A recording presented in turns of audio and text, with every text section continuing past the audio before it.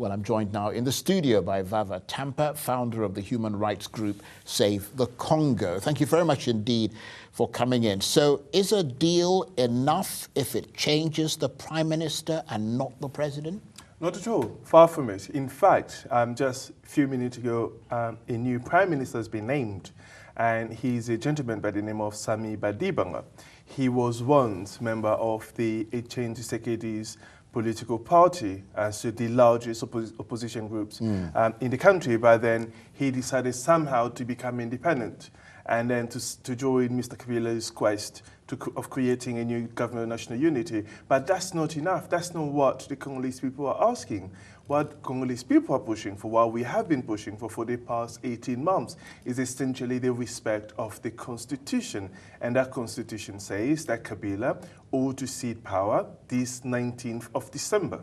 How do you know that that's what the majority of people want? Because this giving over of the Prime Minister's position to at least part of the opposition is possibly a solution to the political impasse in the DRC? Well, there is two answers to that question. One is, one of the reasons Congo has been in such chaotic situations because of issues of legitimacy.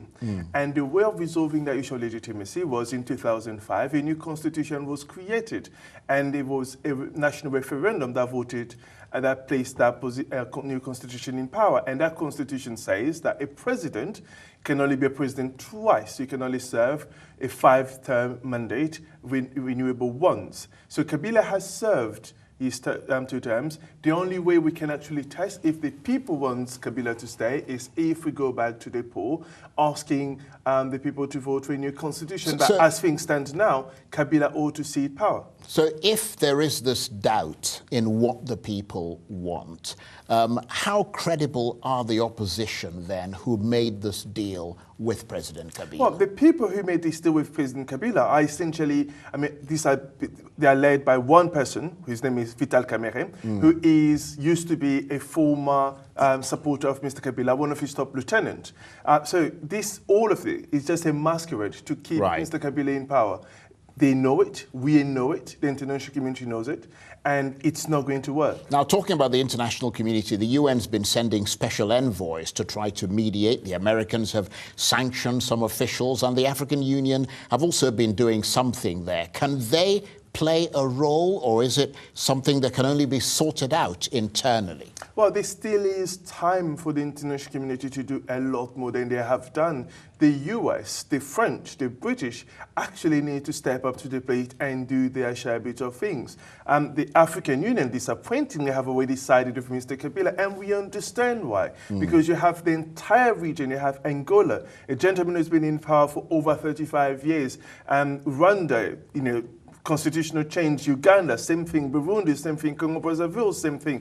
The current president of the African Union himself is a dictator, so clearly the African Union will side with Mr. Kabila. So the international community ought to do more than they have been doing. So we have exactly 4 weeks left, and in that 4 weeks, either we can save the country or we can lead 100 more people into their death. So given all this, how serious is the political crisis in the DRC now? Could it degenerate into something really ugly? Or will this appointment of a new prime minister and ceding that position to the opposition ameliorate tempers? Well, this is an issue which I've spent most of my time reading and studying and analyzing. And every single bit of analysis I've done leads to one conclusion, that on the 19th of December, what we're going to see in Kinshasa is essentially a civil war between the population and Mr. Kabila's private army. And my only concern, and what troubles me, what keeps me awake at night, is asking those young men in Congo to go onto the street and to fight, knowingly that they could be killed by Mr. Kabila's private army. But we are heading toward a civil war, and it will be a street war between Mr. Kabila's private army and the population. Eventually, we're going to prevail, but we're going to lose many more good young men. Well, on that rather sad note, Vava Tampa, founder of Save the Congo, thank you very much indeed.